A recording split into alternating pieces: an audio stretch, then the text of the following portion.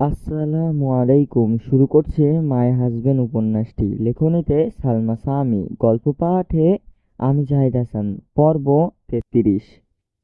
আরে আরে মুরগির বাপ, আমরা এখন কফি শপে আছি, এখানে বিষ নেই। সামি সামি, ইনকি আছে? সাগর বিরক্ত চোখে তাকায়।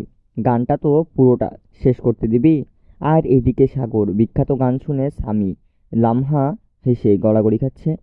সিরিয়াসলি, কেউ এ ধরনের গানও গায়? সে কত পুরনো দিনের গান। তবে খারাপ লাগেনি, বরং ভালোই লেগেছে। সাগর মুখ পাংগুটে করে বলে, তুই একটা বল রিউ বেবি, আমি শুনি।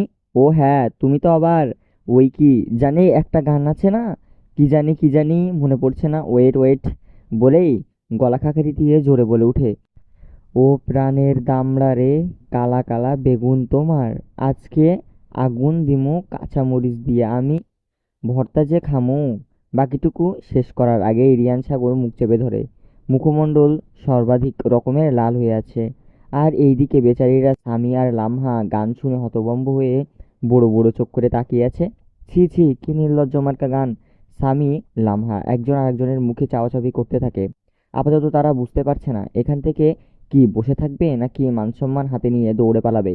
যেই বাবা সেই কাজ, স্বামী লামা একসাথে বলে উঠে, গান শুনে আমার পূর্ণ দিনের পুনরাবৃত্তির হবার আগেই ১ ২ ৩ দে দৌড় বলেই দুজন দৌড়ে উঠে দৌড়ে পালায়। রিহান সাগরকে দুই পায়ে ফাঁক করে মাথা ঢুকিয়ে উড়ুতে উড়াধুরা কিল ঘুষি মারতে থাকে।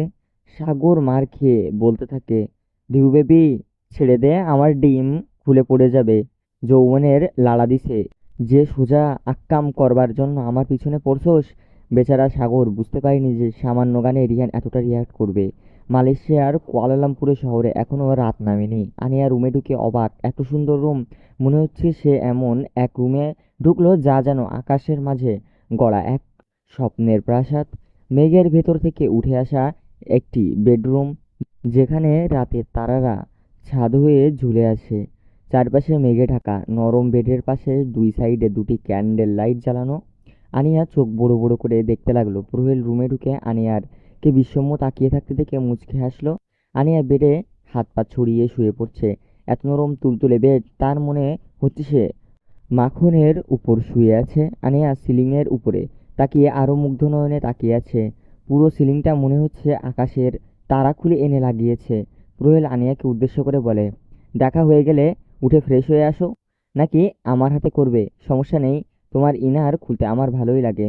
আনিয়া শোয়া থেকে লাফিয়ে উঠে বসে, বুকে ফু দিয়ে বলে, নাউজুবিল্লাহ নাউজুবিল্লাহ, মুখে লাগাম টানুন।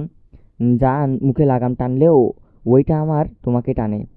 আনেহা লজ্জায় পারছে না মাটি দুই ফাঁক করে ঢুকে যেতে। কোনো দিকে না তাকিয়ে বউ দৌড় দিয়ে ওয়াশরুমে ঢুকে পড়ে। রুহেল ঘরে কাঁপিয়ে হেসে ওঠে। কলিং বেল আওয়াজে নাজমা বেগম ওড়নার আঁচলে হাত পা মুছতে মুছতে গিয়ে সে দরজা খুলে দিতেই অবাক হয়ে বলে, আরে বাবা তুমি, ভেতরে এসো।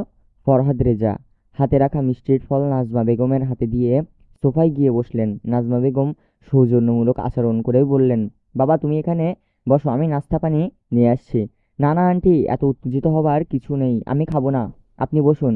নাজমা বেগম শুনলেন না। এই ছেলেটা যদি সেই দিন না থাকতো তাহলে হয়তো তার মেয়েটাকে দেখার সৌভাগ্যও হতো না। নাজমা বেগম শুনলেন না। ইয়াংকে ডেকে রান্নাঘরে চলে গেলেন। রফিক সাহেব ফরহাদ রেজা আসা শুনে রুম থেকে বেরিয়ে আসে। ফরহাদ রেজার পাশে সোফায় বসতেই ফরহাদ রেজা সালাম দেয়। রফিক সাহেব সৌজন্যমূলক সালামের উত্তর দিয়ে ফের প্রশ্ন করে, তো ফরহাদ, কি মনে করে আসলে? ফরহাদ রেজা থতমত খেয়ে যায়, কি বলবে এখন সে?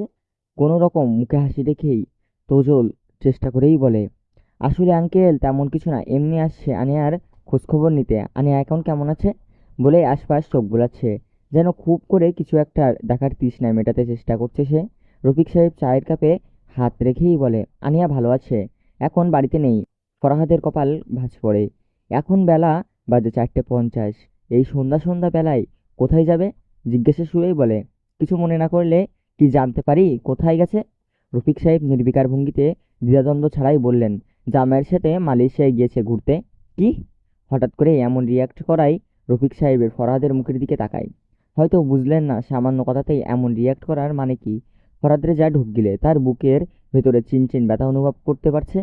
চোখ দুটো কেমন বড় হয়ে আসছে। ফরহাদ রেজা কিছু না বলেই গম্ভীর কণ্ঠায় বলে, আঙ্কেল আমি আসছি, জরুরি কাজ পড়ে গেছে, অন্য একদিন আসবো বলেই তাড়াহুড়ো করে বাসা থেকে বেরিয়ে পড়ে।